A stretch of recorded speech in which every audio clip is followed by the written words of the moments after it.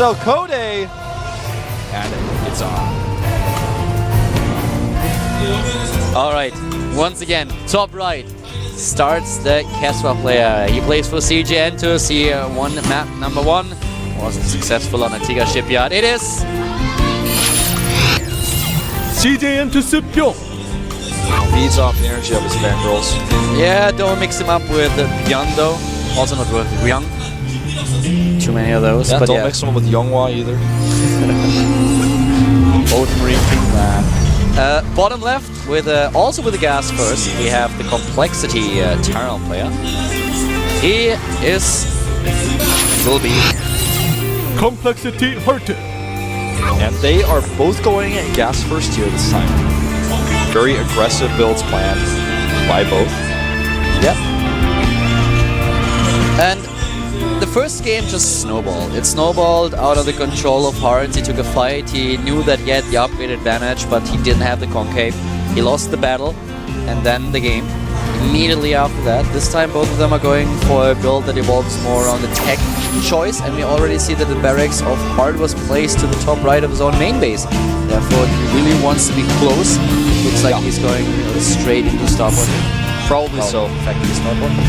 Yeah, and you're so right, when you place a barracks like that, you minimize the distance. The smiling face. Yeah. He looks really happy. Yeah, he looks happy. He's like, I've done it. I qualified for Code, I'll take a happy picture. Do you know what the secret to happiness is? What is that? Low expectations. Well, that's a really interesting way to live life. But think about it, it's true. If you have low expectations, you will always be pleasantly surprised. Well, but when you're not, you're just gonna have a terrible way of looking at things. I don't know, man. That's a pessimistic way to look at life. No, actually, it's not. Not necessarily. Not necessarily, I suppose, but that's an interesting outlook for sure. By the way, Tech Lab goes down for Heart, whereas Bbyong is just going for the pure factory, getting the second gas, indicating he will likely go for Cloak Banshees. Yeah. Will he actually be able to deny the SCV Scout? Yeah, I think so. I think so, but maybe not. Not if he doesn't move his Marine. If he would have moved it properly, he would have been able to do this.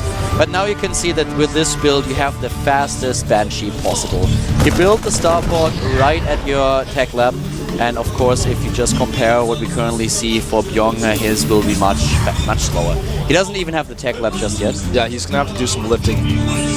And that's always really annoying. Well, they're both basically doing the same builds, and when you have Cloak Banshee versus Cloak Banshee, the game can get a little bit weird. You have to decide, okay, do I make the second Banshee or do I make a Viking now? What am I supposed to do? And then while you're microing your Marines against his Banshee, you have to micro your Banshee against his Marines and Vikings. It gets really weird. It's very difficult to actually micro this type of situation. That's Cloak started, and Bbyong adds his own Tech Lab, but he saw what was coming, and he could just go for... He could get a Raven if he really wants to. Raven.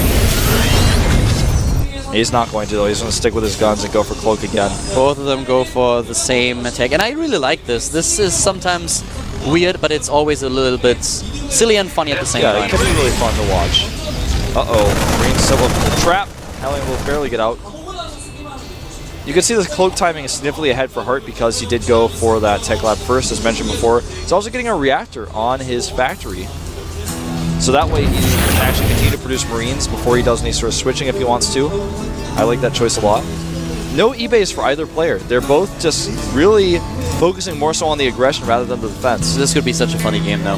With the Banshees now leaving the starports, we could have this awkward situation where you have to move your own Banshee, try to make sure that it doesn't die to the Marines, and at the same time micro your SCDs. Here we have the Viking of 4 Heart already being built. He's expecting his opponent's Banshee.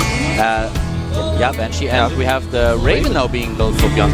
But the Raven will be there, and of course he can cancel the Cloak time, but it's still a bit far away, and the Banshee is just under so much pressure if there's a Viking around. Marines alone are always a little bit tricky. Yeah, Marines alone are so difficult to make work. And he does scan, but he can actually get out of that scan range. The Raven is still ways away from finishing. Yeah, now he can turn around and try to take those Marines down there. That's the only Marines that he's got. And again, this becomes a problem though for Hart, who does not have the detection back at home. See, now he's microing his Marines and not microing his Banshees so much. Yeah, he's trying to kill this Banshee at the same time to the top. We have so much damage done by Hart. finally Bbyong reacts. Now he has the Raven out. But he does not kill the Banshee. The Viking would have allowed him to perhaps chase it. Meanwhile, Hart's Banshee killing expedition has failed as well. He's going to lose another SCV making the command center. Both of them with 6 kills. Yeah. But Bbyong doing a good job here, taking down another SCV, another Marine, forces a second scan. Well done. I think Bbyong may actually go for, if he doesn't make his command center in just a second, it looks like he just wants to attack. He's actually making, yeah, he's making a siege tank right now. He's definitely going to attack off one base, put some pressure on his opponent, try to maybe set up a soft contain before he expands.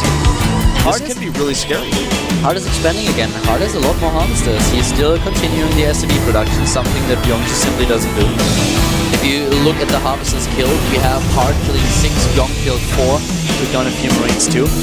He starts his own command center now, but it's a little bit late, and he does have some aggressive potential. Looks like he's not quite sure if he wants to move out. He's got the turret, he's checking around for rogue Banshees with the Raven and the Viking. And Bbyong does not necessarily have to attack here. I'm a little bit surprised he didn't, because he cut SCV production for a little bit, and then he started the command center so late. This build seems more refined by Hard. He has now double command center. Here's the second orbital, is using it on the long ground too. With its own Raven, he can spot incoming Banshees. So at this point, Hard has a lead. Yeah, he definitely does. He's ahead in harvesters by 6. He's not really going to be able to find too much of a window here. He actually gets lucky, and if he can take out this SCV build command center, that's well worth it. Yeah, that's definitely worth it. He takes down the SCV, and now he moves back with the Banshee, but he delayed his opponent's expansion by quite a long time. And don't forget that while Bbyong is just now building his CC, we already have double SCV production for Hard and the second mule. Yep. He's far ahead in economy. He's also mining at double saturation as well. Bbyong needs to attack and put some pressure on here. I think he's starting to realize that as he does move across the map now. But Hart is actually getting in a position here. Does not have siege mode. That's the most critical upgrade that he's missing. Oh, this Banshee's not going to be able to do too much here. Has to move back. It's not going to die though. A ton of energy on the Raven, 134. Here comes the attack by Bbyong. Let's see how Hard can react here. Army supply is in Byong's favor. Bbyong does not have siege mode. Neither player does. Auto turrets going down for both of them. And Bbyong is just trying to crush through, but the better concave goes to Hard. Does he have enough to defend? The Marines are getting pretty dangerously close here. Yeah, it's not enough. Hard defeats against this attack, and well, now Bbyong suddenly finds himself so far behind in this game. Yeah, he was already behind with his command center. He lost a ton of SCVs early on. He has not been producing. He is 12 SCVs, actually 14 SCVs now behind Hard. And at the same time, he still doesn't have the second mule. This is kind of crazy. The advantage for Hard is ridiculous. He does actually have 4 harvesters on one of his gases. That's one thing I just want to point out he should probably fix. But otherwise, he's looking really solid. Even if you look at the production tab, you can see that he's just doing so much more right now. He's getting siege mode. He's actually attacking as well. He's going to catch this Banshee and force a cloaking. And now he's going to be chased down with the Raven.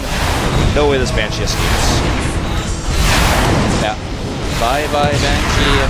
Nice to see you. Bbyong, of course, trying to be a bit more greedy now. He knows that he's far behind. The only chance that he has is to sneak in an additional orbital command and try to get this command center. But yeah, it's not really going to work. The middle of the map, once more, another fight, and of course, Bbyong doesn't stand a chance with this puny force that he has.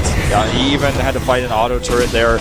He doesn't have any defense set up. The siege mode of Hart is almost done. You can actually just siege him up here at the ramp. If you ever take control of a player's ramp in this matchup, it's so difficult to actually reinforce or move down, use anything. This is a checkmate. Hart has everything in position that he needs. He's even sieging up. Bbyong is moving into the siege up. There's not a lot of backup though. Yeah, but that's it. GG. He knew he lost too much. GG. Game number 2 ends, and we will see a third map between these two opponents. Yeah, the build in general is just way better for Hart this time. He looks really pensive here. Like he wasn't sure how that game was going to go. That was both players making, again, the same build, but then different decisions that led to, in this case, Bbyong's demise. Hart with a better defense. He was more aggressive with his economy, but they had enough defense set up. Bbyong's build was just not quite as refined the way he tried to execute it. Yeah, completely agree with you here. And in the next map, do we already know what's it going to be? It seems to be, Abyssal City. Abyssal City indeed. A very large map. We've seen really cool Terran versus Terrans here. A lot of proxy on this map because it's 2 players, and there's a really good proxy location to either the north or the south, depending on whether you're on the right or the left side.